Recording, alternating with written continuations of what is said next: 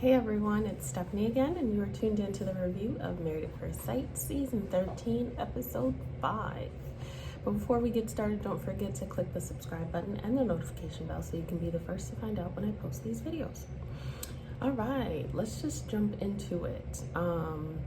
This week, the couples did some activities on their honeymoon, and they also did they did it as a group, and then they also did some isolated activities. I'm not gonna go through the whole summation of the episode, but I'm just gonna kind of throw some things out there. And let me kick it off with Jose and Rachel. I will say that I don't know. You know, it's hard to watch the show now without thinking of how much influence production has. Because I'm like, are they making them ask these questions? Which sometimes they are. A lot of times they are. Or are these things real? I was like quickly irritated with Rachel looking for the thing that's wrong. That's like a recurring theme for her. Last week she was like, this is too perfect. You know, what are we going to fight about? When are we going to fight? Now this week it's the independence. If you're looking to get married, there is some of that independence you are going to have to give up. And not only is it giving it up, but it's also trading it for interdependence, which a lot of people kind of don't think about when they get married. And if you say it, then it's like, oh yeah, logically, of course. But it's not something that comes naturally, especially the older you are when you get married, because you've been doing you for so long. So, you know, Rachel saying, I'm really independent. I don't want to give that up. And I'm going to meet things 50-50. And what is this going to look like? I understand the concern of, okay, how are things going to look? What are you expecting out of this marriage? How are gender roles going to be? You know, how do I still have some, okay, because a little bit of independence is fine because we're still two people. But you're not going to go into a marriage being the same independent person that you were before. Otherwise, you should just stay by yourself. So Rachel annoyed me because it's like she is looking for the thing to like mess this up. Jose, was it weird as hell that he wanted to brush her teeth and feed her every 5 seconds? Yeah, that was weird as hell. That was. Brushing my teeth, okay, that was weird. The feeding, I mean, that was a little weird too. All the time. Now, hey, if we're having a romantic moment or like the feeding at the reception, that's cute. All the time, that's annoying. But we're not surprised that Jose comes with a little bit of quirks, right? But I think that Rachel is going to struggle and gonna create certain issues with wanting to be independent in this marriage. I think it's important that they discuss, because Jose is definitely an alpha male, and you know that he's more traditional because he's saying, as the man of the house, I'd like to lead and I want to take care of you, which is great. But she may not want that, or she may want a variation of that. And so they both will have to be a little more flexible. But Rachel, girl, you've been by yourself, you know, and all these cuts, it's like, I want somebody to travel with. And okay, now you have this person and you're still trying to isolate. And I think a lot of people struggle with that, how to be interdependent, which is what we're looking for, where we have this dynamic, this ebb and flow that works within the unit, the couple, versus you over here and me over here, because that's not a relationship, or not one that will last very long. So they are really going to have to work on you know, how they show up in the marriage, what the expectations are. I'm glad that she's very honest about, hey, I'm not the best fiscally, like I try to do my best and then I YOLO, you know. And he's kind of like, I know that that's a thing for him, and finances are huge, so it's not something to say, oh, not that he overreacted, but it's not something to ignore. But the fact that he said, hey, I'm better at finances, I will lead that. And it's okay for the person who's better at it, and the person who's definitely thinking of the unit and can make the unit more successful, to take the lead. With Rachel, she's going to have to learn that everything can't be 50-50. You know, if you're married, then you know, if you've been in a long-term relationship, then you know that there are times when, you know, one person loses their job, or oh, there's a pandemic and things change, or, you know, there's a lot of ebbs and flows. And like the true test of how you do well in a relationship is how you guys really work through those ebbs and flows, not all the stuff that's super fun and easy to adjust to. And so she'll learn that it's not going to be 50-50. And I think over time, as she gets more comfortable and she trusts him and she knows him, because realistically they've known each other for a hot minute, as she gets more comfortable, then they'll find something that works for the both of them. I still really like Jose and Rachel, though. They have great chemistry. They get along well. You can see that they're really attracted to each other. They feel natural. They don't feel forced. They have their little quirks, but like, can you imagine, y'all? I would never do this. I would never do this show. I always say, I could never do it, because the expectations of just meeting someone at the end of the aisle and then just getting married and then you're thrown into this whole thing, it's overwhelming. So always keep in mind, it's been a couple of days. Like, sometimes I think they should move a little bit quicker if they're like really, really slow, but I do have the patience to just watch them just be and just explore like the newness and the excitement of, if they're matched with someone that they really like, that whole process. So I enjoy seeing them, so far so good. We see some things thus far that they can work on, but it's not that big of a deal for me right now. So that is Rachel and Jose. Next we have Mirla and Gil. So I can't help but laugh every time I say Mirla and Gil. I think that, first of all, where was Mirla at the pool when they all went to the pool and they were talking about, do you like each other? Who has kissed? Who's had sex? Where is Mirla? Like, there was never an explanation. And if there was and I missed it, please let me know. I don't know where Mirla was. And there was never like, hey, Mirla's upstairs, finding her eyelashes. There was none of that. It was just like, Mirla is not here.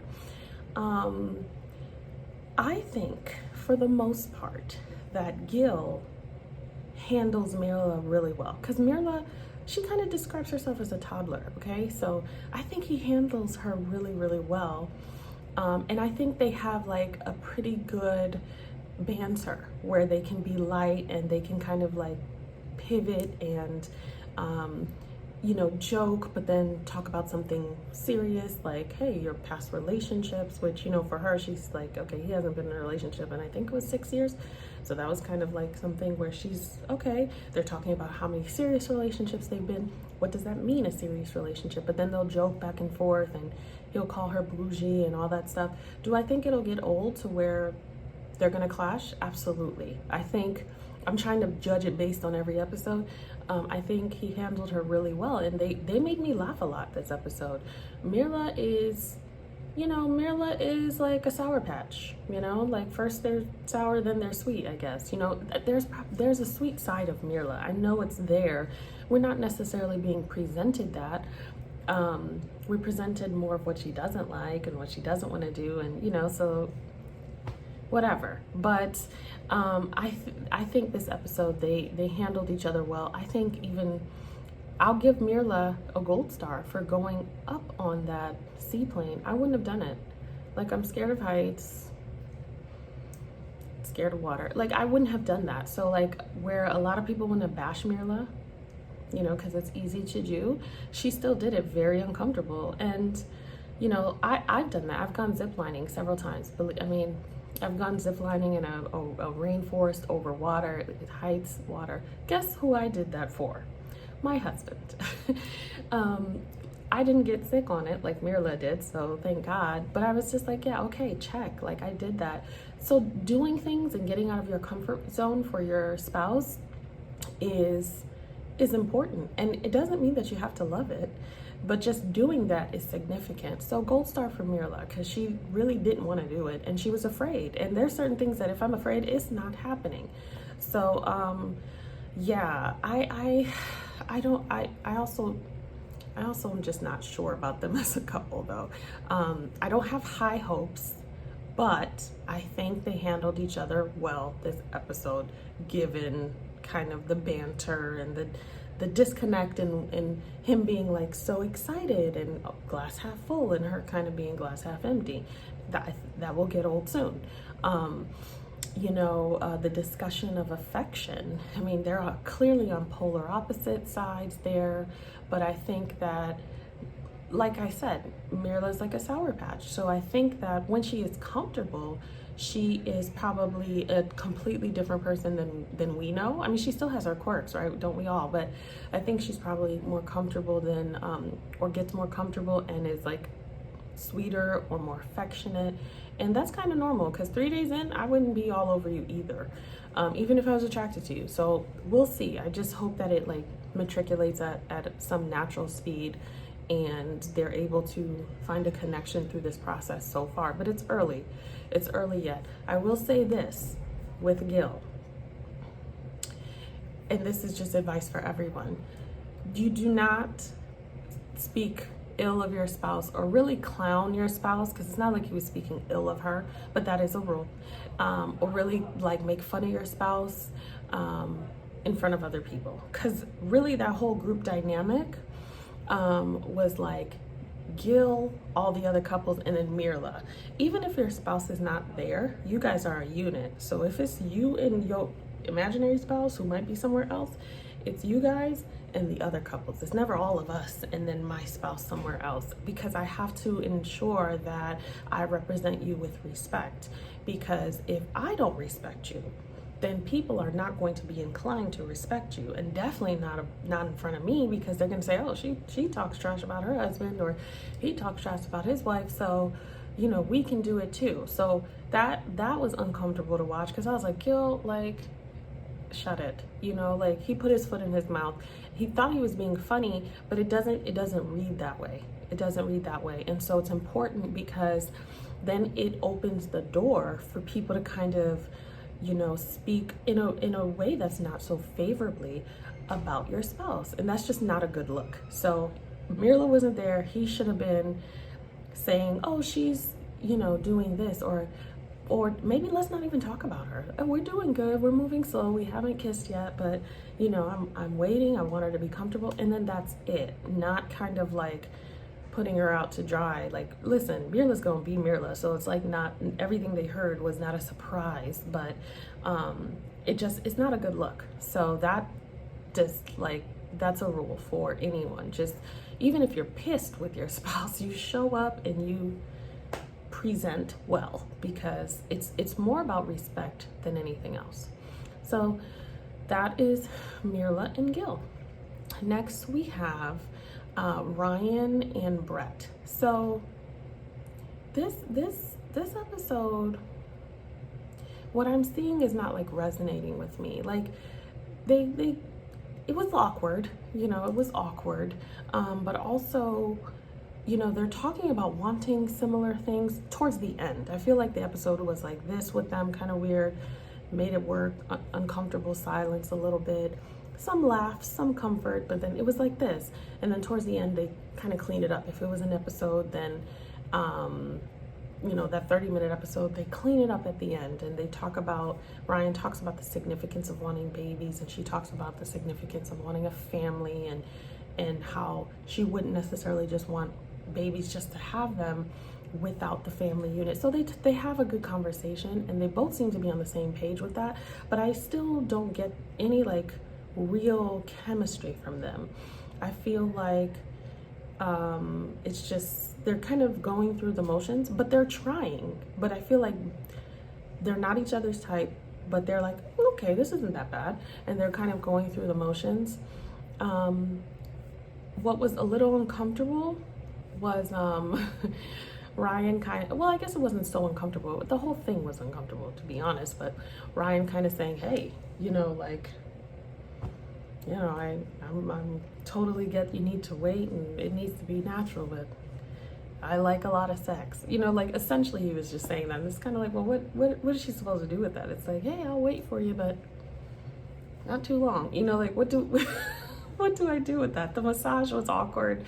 She was talking about something I can't recall right now, and he kind of said, yeah, so anyways, you know, so and that whatever she was talking about, which I think was a little more serious, ended abruptly, and he kind of moved on. And I just don't know that I'm seeing the chemistry that I need to see that would bring about very long-term relationship, like a long-term successful relationship, kind of like last season. Several people stayed together, and I was the whole season, I was like, I'm not seeing it. And none of them are together now. So, you know, I want to see what they're saying, but I'm not seeing what they're saying. I'm just hearing what they're saying. Yeah, this will work out, and we're good, and you know, we're not each other's types, but we're getting to know each other, and we're attracted to. But I'm feeling like you know, if we're riding a bike here, I'm like hearing a squeaky wheel, like, and something's not right. You don't know what part it is, but something is not right. But we'll see. I hope I'm wrong, okay? But we will see. That is Brett and Ryan. I'm sure there's more, but that's really the thing that stuck out to me the entire time watching them. Next we have Bao and Johnny. Bao and Johnny, can I say right now, are my fave. They are. They are my fave. I laughed the entire time watching them. They're hilarious. They're hilarious. You know, they have the opportunity to really create something that has longevity. And this is why mediation is so important, or having that third party to say, hey, let's listen to each other. Instead of like listening to respond, let's listen to actually understand what the person is saying. And that's hard. When you're in it, it's hard when you're in it. But that's why that third party is so important, because I feel like their hiccups are stuff that are like more like misunderstandings and like personality things. You know, we saw like Johnny kind of say, I don't know, it feels like an ebb and flow. It feels warm and hot, or I'm not warm and hot, warm and cold. And, you know, I don't really know how to read her. And so there's this buildup. He does this sweet little picnic, and there's this buildup of wanting to say. And for Johnny, you know, he has like 1,000 first dates, and he's not feeling it, or he doesn't know, he just moves on. But you see this like verbal commitment to really say, hey, I'm gonna put myself out there and hold myself accountable and say I really like you, and I could see this developing into something. I thought it was great. I think Johnny's cheekiness and maybe his direct nature tends to kind of put Bao at ease, to take her out of her comfort zone, but in a way that she wants to. If you notice, when he was sitting on the beach, she was like touching his arm. Bao came out the gate and said, I'm not touchy, and that's like very last on my list. She was touching his arm, she was rubbing his back. So you're seeing that she's getting comfortable and is able to kind of like grow a little bit. You're seeing them grow in little ways, like, and Johnny even putting it out there like that, because I want to make this work. He's growing. Their like banter is hilarious to me. I think they just have a natural appeal. Him buying that thing for her to wear, and her joking that it's like an XL. Like they're funny. They are funny. The snoring that at the beginning was hilarious. Them going back and forth about that, and a thing for them will really be like effective communication, but also not like making everything a big deal. So this is Johnny's response, because she starts crying and she feels like his banter is making fun of her and it feels dismissive. So she gets upset, and he's like, oh my God, like, I don't know, like one moment we're doing good and the next moment it's this. In the grand scheme of things, it's just like a miscommunication, and she's really embarrassed, and you don't know what to do with it because you just met. It's like not that big of a deal. I know at the beginning it feels like a big deal, but if somebody can kind of jump in there and say, these things, here's how you work it out the next time. Because what happens? It's kind of like, oh, I'm sorry, I was joking. I won't do that again. So then you end up feeling uncomfortable, and then you just don't do the things you would naturally do. Whereas if there's someone helping them saying, okay, well, Bao, this is how he communicates. So even though maybe we want to work on that, it's not an attack to you. So maybe communicating earlier before you get to a breaking point of how you're feeling can alleviate this big thing, even if it doesn't show up like a big thing. Her crying is a big thing. And maybe because she is more sensitive and more reserved, Johnny, you can not allow that to be like the end all be all every time she has a response that is not reflective of what you think she should have. So I think Third parties are really important. Trusted, insightful, resourceful third parties are important, especially on Married at First Sight. Like, they really missed the opportunity to give these people some real relationship coaching. The experts, like, they're there, you know, but they're like not really there, and they haven't really been there. I really feel like they need to add like a relationship coach on the show where the couples have like weekly sessions. Good idea, right? And they can meet this relationship coach to actually help them. Otherwise, it's just like, let's give these kids matches and like let them light themselves up. That's basically what it is. You put these newbies together, get married, and here's very little, you know, support in how to actually do it. You know, so that bugs me. They really need to put a component in their kinetic content, Lifetime movies, Lifetime, put it in there. Like, come on in, like, get somebody and make it real. Because the thing is, people are staying together. The numbers aren't that high. People are staying together. People are having children. People have been together for a while. So like, people are doing stuff. Like, this is, whether the rate is low or not, the significant small but significant number that is still, you know, together and building a life together and having a family, and like, they're doing it. So let's give these people the best chance that we can. So yeah, Bao and Johnny, though, I love them.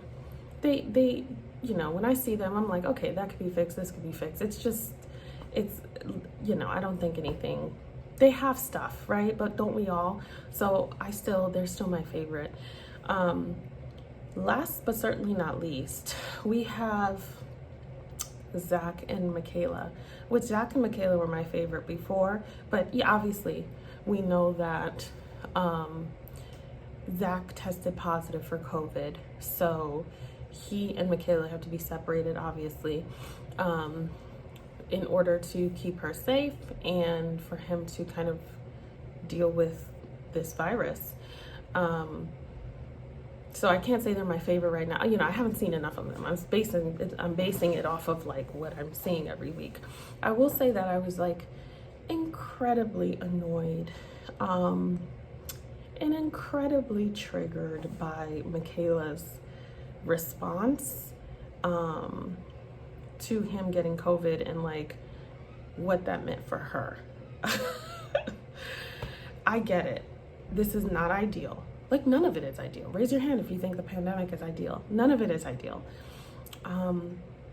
However, I don't think once she mentioned like him actually having COVID and like being worried about him actually having COVID. I don't know if she's oblivious to the fact that people have died, are dying. People are losing their loved ones. I mean, it just, there was not one, you know, even the I want to be with him. It was more like, I'm married and I want to be with my husband and be on the honeymoon. Like, it's not fair. It's happening on my honeymoon. No, like, anything that takes you away from your honeymoon is not ideal and it's not fair. But there has to be a moment of awareness to the significance of what is happening in the world. How people are losing their lives, or they're losing loved ones, and people's lives are just like upside down. The world is upside down, and all you're focused on is you. Like, you can have another honeymoon if he survives. Like, for me, it's like there was not an awareness that, hey, you know, what if he doesn't make it? Or, God, he has this is, I hope he doesn't suffer, or I'm hoping he's okay. Like, forget the honeymoon, we can have another one. Like, if you recall last season, if you watched, if you did not, there was a couple who, I believe it was Brianna and Vincent, and Vincent's grandmother was not doing well, and there was a possibility that on like day 1 or 2 of maybe it was like day 1 of the honeymoon where he may have to go back home, and Brianna was like, I'm your wife, we gotta do what we gotta do. If you gotta go, then we're going, and then we'll do this again. That's the energy that I want to see from Michaela, not this boo-hoo, it's my honeymoon, I want to be my husband, I finally got my husband, now I can't be with him. He has a virus that's killing people, that has killed many, many people. And What about how he feels? What about just hoping he makes it? She really pissed me off, to be honest. And having had interactions and having suffered a loss, during the pandemic time, and knowing people who have suffered personally, I have no patience for her.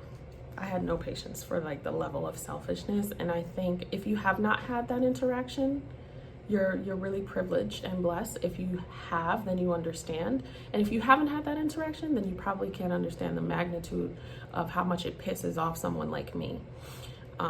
So I don't want to see it in the comments like, it was our honeymoon. I don't want to see that, because it doesn't matter. You can have another honeymoon. You can. Yeah, it may not be like the first, but let's just focus on human life right now and the actual experience of your husband. And nobody expects that it'll go left, but it could, and a lot of people have experienced that. So I'm gonna get off my soapbox, because that pissed me off. I can't even sugarcoat it. I just hope that's not an indication of like her like selfishness and self-absorbed ways if something happens that doesn't go her way. Because there's just not once was like, oh my God, I'm worried about him, and I just hope he makes it through. And there was no maturity. There was none of that. And sometimes I say how we do some things is how we do all things. You show up who you are everywhere you go. So I am hoping that, moving forward, depending on how this goes, if they have other things that go on, that it's not just like me, because that's what it was. Anyways, let's get back to the happy place. I hope you guys enjoyed. Let me know what you guys thought about this week's episode. As always, don't forget to subscribe, comment, and share, and I'll see you guys next week. Everyone have a wonderful week.